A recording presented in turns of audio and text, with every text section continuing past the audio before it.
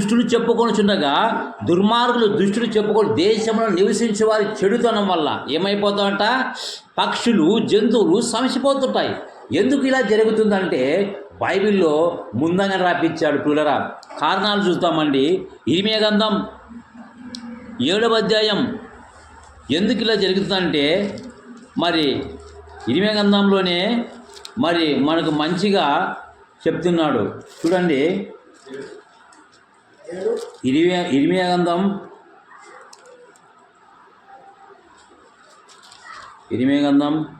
7వ అధ్యాయము 17 నుంచి 20 వరకు చదివినట్లయితే లేఖనం ఈ విధంగా సెలవిస్తుంది. యూదా పట్టణంలో యెరూషలేములో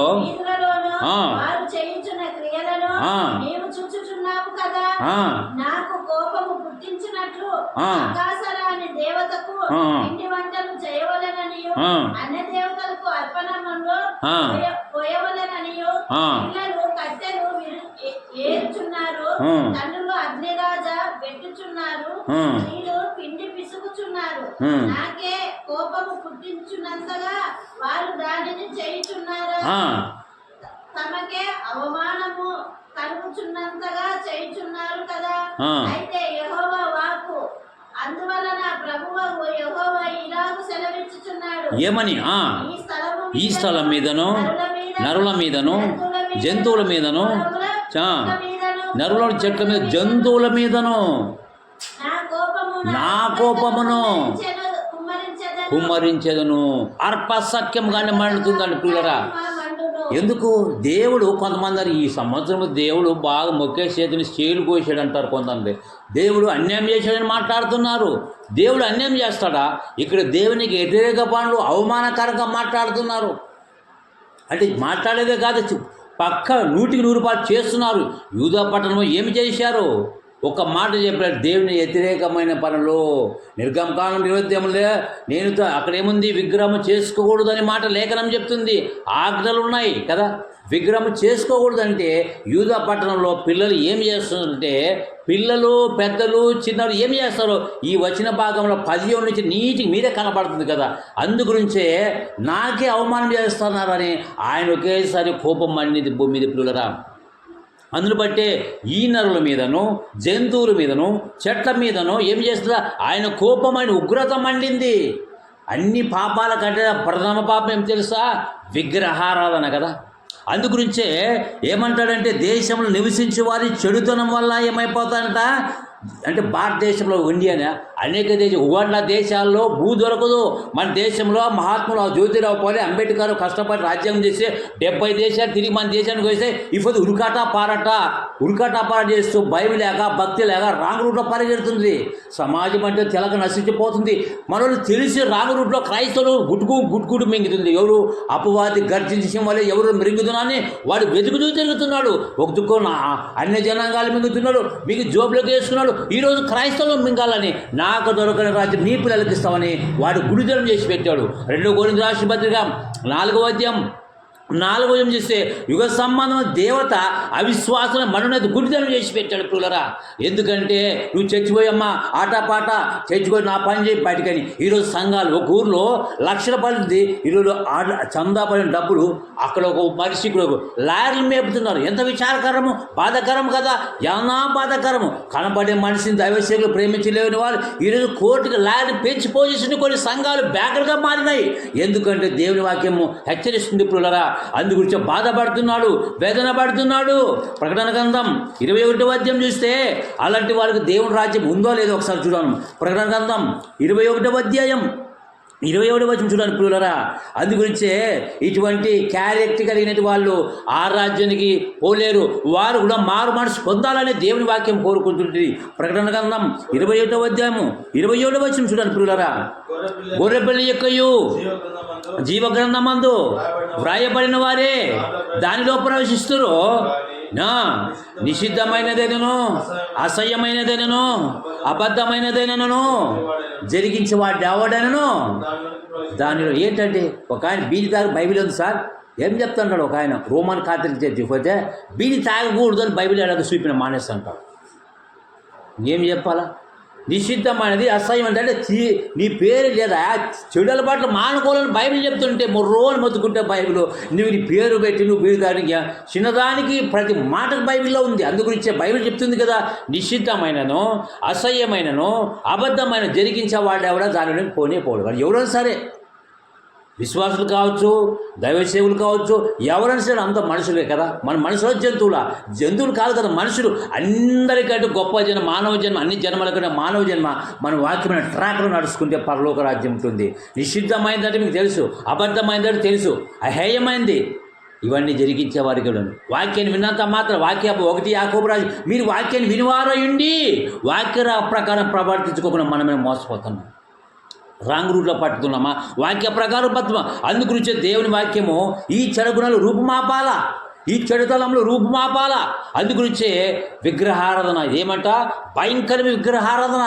దేవుని కంటే ఏదైనా ఎక్కువ ప్రేమిస్తే విగ్రహారాధన. యాకోబు రాసిన పత్రిక 4వ అధ్యాయం తీసి చదవండి పిల్లరా. ఏమని చెప్తుందంటే అక్కడ దేవుని వాక్యం ఇక్కడ విగ్రహారాధన చేసుకోకూడదు అంటుంది నిర్గమకాండంలో. ఇక్కడ ఏం చేస్తే యాకోబు రాసిన పత్రిక 1వ అధ్యాయం 4వ అధ్యాయం 1 నుంచి 4 వరకు కనబడుతుంది. మీలో పోరాటాలు యుద్ధములు దేని నుండి కలుగుచున్నవి, మీ అవయవాలు భోగేచ్చాలంట కదా.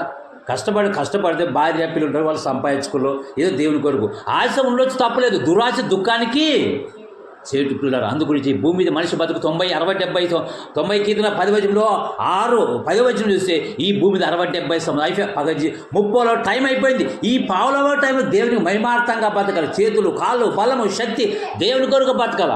ఈరోజు 7 మంది వచ్చారు, ఆరాధన చేశారు. 6 మంది వచ్చారు కదా, ఎందుకు బయటకు ఉన్నాడు దేవుడు? ఎక్కడ 2, 3 ఉంటారో వారి మధ్యనే ఉంటాడు.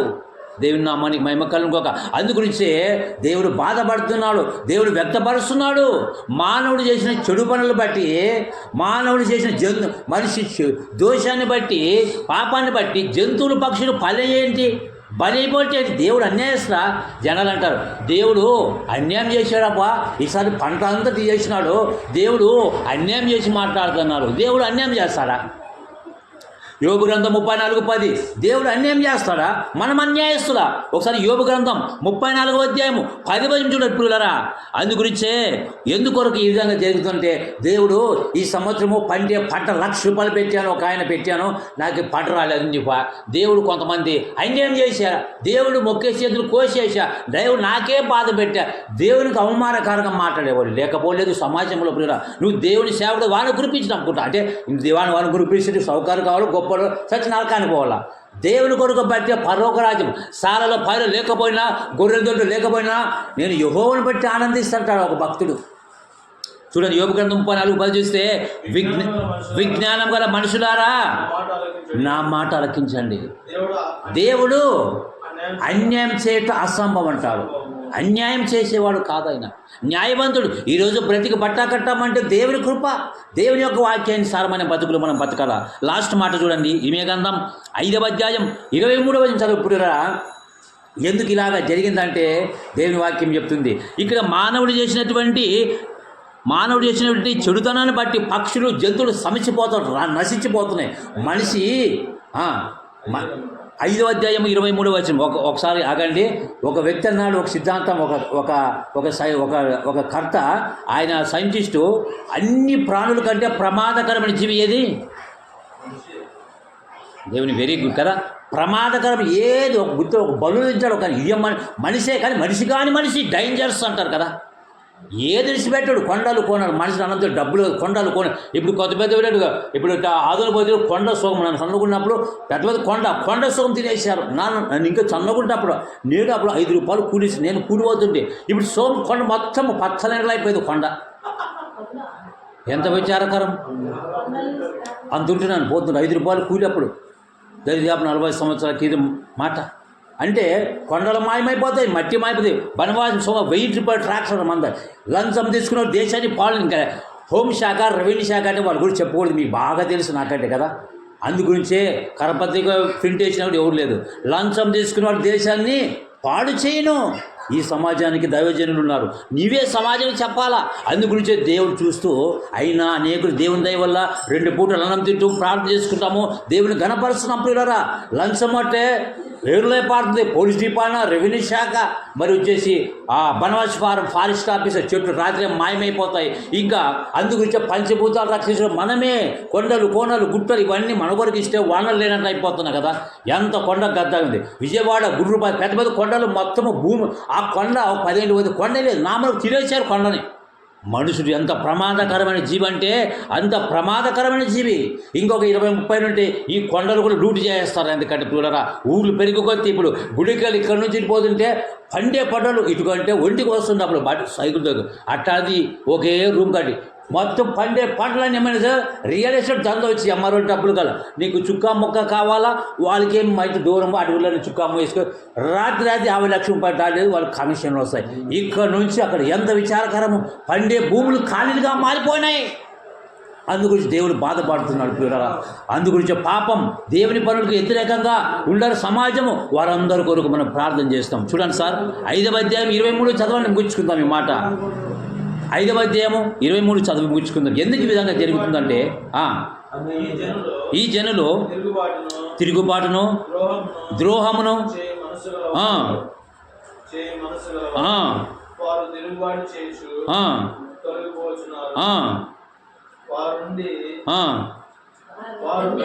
అమ్మ మీరు చదువు. ఆయనే తొలకరి వర్షమును, కడవరి వర్షమును, దాని కాలమును కురిపించేవాడు కదా. నిర్ణయింపబడిన కాలములో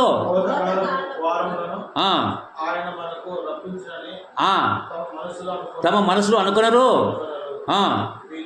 మీ దోషములు వాటి క్రమము తప్పేను. ఏమంట, మీకు మేలు కలుగుండకై మీ పాపాలే కారణాలు కదా. అందు గురించి ఈ లోకంలో మనం బతుకుతున్నామంటే వాళ్ళని అడుగుతాం. మానవ సోమగారెడ్డి వెళ్ళి భక్తుడు ప్రార్థన చేస్తే 3.5 సంవత్సరం వర్షం పడలేదంటే మరి తిరిగి ప్రార్థన చేస్తే కురవబడింది వర్షం. ఎందుకంటే మానవునికి ఇంత ఆధిక్యత ఇచ్చినాడంటే ఎవరు? తండ్రి అయిన దేవుడు. తన ప్రియ కుమారుని ద్వారా మనం ఇది స్థితిలో ఉన్నామంటే దేవుని కృప. అందుని బట్టి వర్షం ఎందుకు పడలేకపోతుందంటే మానవుడు చేసిన చెడుతనాన్ని బట్టి పక్షులు, జంతువులు సమస్యపోతున్నాయి.